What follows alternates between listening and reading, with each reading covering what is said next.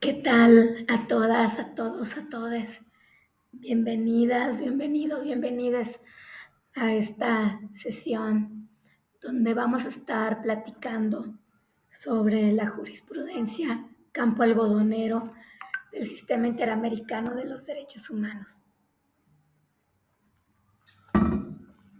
Una sentencia paradigmática a través de la cual México tuvo que cambiar completamente el paradigma de la investigación de los hechos relacionados con mujeres. Sí, es un caso paradigmático que fue publicado por la Corte Interamericana de los Derechos Humanos en el 2009, que representa gran relevancia en el derecho penal, en los derechos humanos de las mujeres y en la criminología. Es de gran impacto para México y en general para América Latina en virtud de los estándares que se recogen en esta sentencia, que como ustedes lo saben, todas las sentencias publicadas por la Corte Interamericana de los Derechos Humanos son jurisprudencia, es decir, son obligatorias para el Estado de mexicano en virtud del artículo primero constitucional, porque son fuentes directas del derecho internacional de los derechos humanos.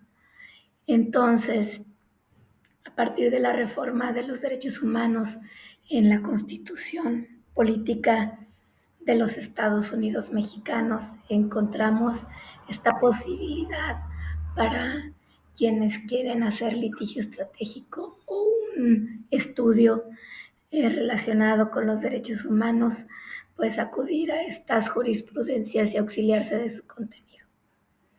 En este caso conocido como campo algodonero, titulado en la Corte Interamericana de los Derechos Humanos como caso González y otras contra México, representa un punto paradigmático en la jurisprudencia en torno a los feminicidios, la violencia de género y la responsabilidad internacional que se le debe de atribuir al Estado mexicano. ¿Sí? Miren, campo algodonero es un parteaguas en virtud de que analiza la violencia estructural que es responsabilidad de un Estado. Esta violencia que perpetúa la violencia de género en contra de las mujeres. Cuando un caso, les hago más o menos una cronología, cuando un caso llega a la Corte Interamericana de los Derechos Humanos es porque ya tuvo una búsqueda de justicia y de verdad en su propio estado, en su propio territorio, no fue atendido. Luego llega la Comisión Interamericana de los Derechos Humanos y finalmente llega a la Corte Interamericana de los Derechos Humanos en virtud de que México es parte del sistema OEA. Recuerden ustedes que México es parte de dos sistemas internacionales de los derechos humanos. Por un lado está el sistema ONU, por otro lado está el sistema OEA. Sí, en ambos lados México puede acudir al sistema internacional de los derechos humanos porque cada uno de estos sistemas tiene mecanismos de seguimiento de los compromisos internacionales que México ha firmado. En consecuencia, por eso es que este caso llega a la Corte Interamericana de los Derechos Humanos. Se trata de una sentencia paradigmática porque es la primera vez que la Corte Interamericana reconoce el patrón de asesinatos de mujeres en Ciudad Juárez como violencia de género sistemática. Es la primera sentencia que utiliza el estándar de debida diligencia reforzada en la investigación de feminicidios y desapariciones, pero además es la primera condena internacional a México por feminicidio. ¿Sí?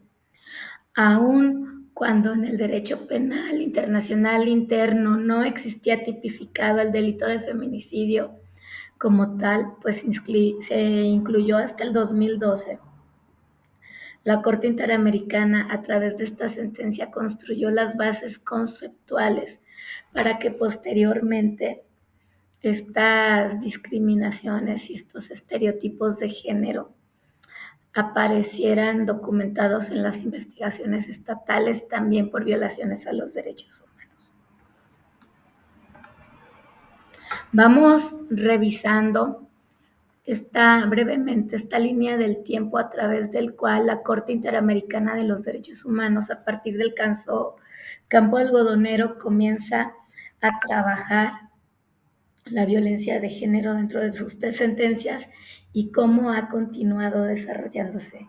Es muy interesante ver cómo el caso Campo Algodonero es el primero en donde se trabajó por parte de la Corte Interamericana esta violencia estructural en contra de las mujeres en el 2009. Posteriormente aparece el caso de Belis Franco. Posteriormente, en el 2014 aparece el caso de Belis Franco contra Guatemala, en donde reafirma y extiende el precedente en Centroamérica, en donde analiza este feminicidio sufrido por esta niña, por esta adolescente, y cuyo caso fue desestimado por las autoridades guatemaltecas y a quienes se le trató con muchísima frialdad, tanto a la madre de esta chica como de la víctima, como se refirieron a ella misma con términos completamente discriminatorios y que constituyen violencia institucional. Posteriormente, en el 2016, aparece el caso de la señora Ibe contra Bolivia, en donde en esta demanda se estudia la autonomía reproductiva como parte de los derechos protegidos de las mujeres, ya que a ella se le hace una esterilización forzada. Posteriormente, en el 2018, aparece el caso de mujeres víctimas de tortura sexual en Atenco contra México. Este caso en donde la Corte Interamericana hace el análisis de tortura sexual en contextos estatales, en donde se trata de diferentes mujeres que fueron detenidas y que, encontrándose en manos de las autoridades, son torturadas sexualmente y son abusadas sexualmente. En el 2021 aparece el caso de Brisa Angulo Lozada contra Bolivia, en donde profundiza este análisis de violencia sexual que sufren niñas y adolescentes, ¿sí? Miren, más profundamente, aquí les tengo unas pequeñas pinceladas en donde vamos a revisar cada una de estos casos en la línea del tiempo.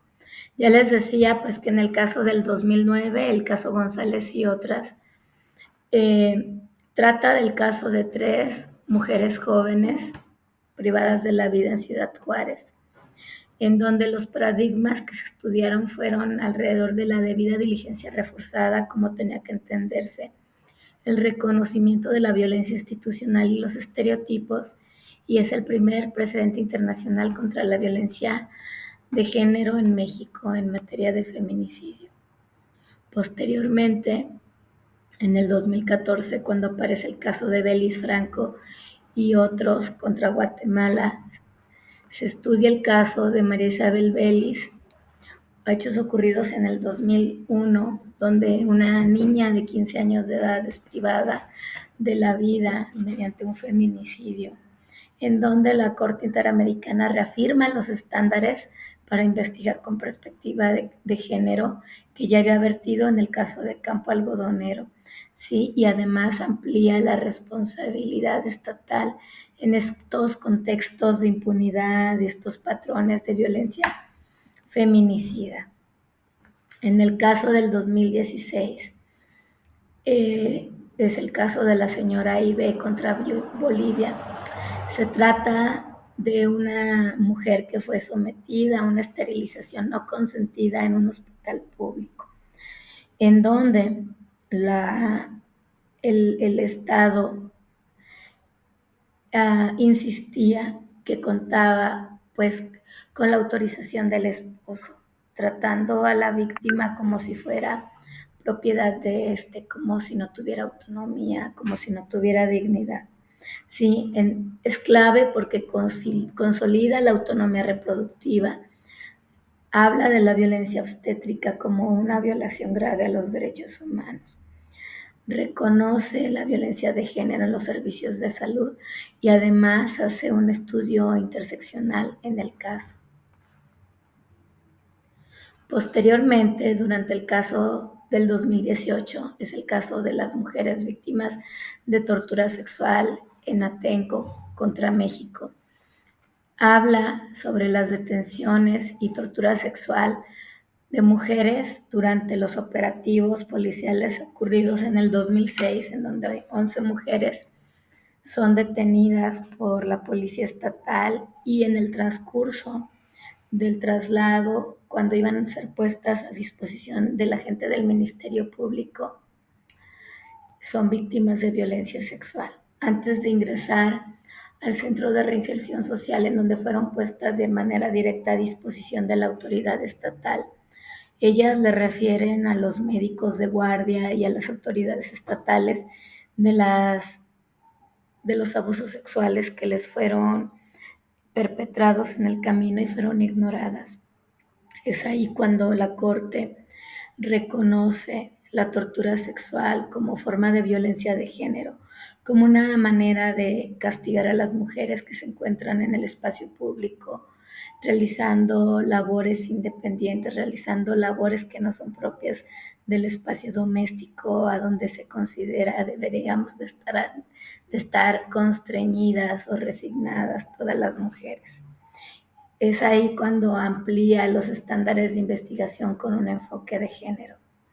Posteriormente, en el caso de Brisa Angulo en el 2021 contra Bolivia, se trata de un caso de una chica, de una adolescente, que es víctima de violación por parte de un familiar y quien enfrenta hostigamiento institucional y su denuncia es desestimada en virtud de que todo el tiempo decían que ella había provocado esto. Ella es víctima de violencia sexual por parte de su primo. Su primo, un joven que estaba estudiando la carrera de medicina, todo el mundo lo compadecía y lo justificaban diciendo que esto había ocurrido porque ella misma se lo había buscado, que ella lo había provocado y que además ella se había enamorado de él. En este sentido, la Corte Interamericana de los Derechos Humanos dice que aun cuando la víctima declarara de viva voz que estuviera enamorada de su victimario, de todas maneras hay una relación de subordinación por parte de la persona adulta y que eso no lo exime de su responsabilidad. También aborda la Corte Interamericana de los Derechos Humanos estos estándares de la protección de la infancia y del género. Bueno, ahora sí, después de haber hecho un breve repaso sobre esta línea del tiempo en la construcción de los derechos de las mujeres y en este análisis de la violencia de las mujeres que ha hecho la Corte Interamericana de los Derechos Humanos, vamos a comenzar de lleno con la revisión de este caso. Comencemos por el contexto histórico que se estaba viviendo en Ciudad Juárez cuando ocurrieron estos hechos. Recuerden que en esta década de 1900 al 2000 ocurrió el auge de la maquila en esta ciudad. Sí, hubo una migración femenina provocada por una precarización laboral. Sí, las mujeres iban y se trasladaban a esta ciudad para poder trabajar en las fábricas, en las maquiladoras textiles. Además, estaba todo salpicado pues por un sistema de violencia estructural donde había pobreza, había narcotráfico y una profunda desigualdad. Por ello es que ocurrió este fenómeno alarmante, ¿no? La desaparición y privación de la vida sistemática de diferentes jóvenes que comienzan a desaparecer, muchas de ellas trabajadoras de la maquila, y el posterior hallazgo de los cuerpos en un predio conocido como Campo Algodonero.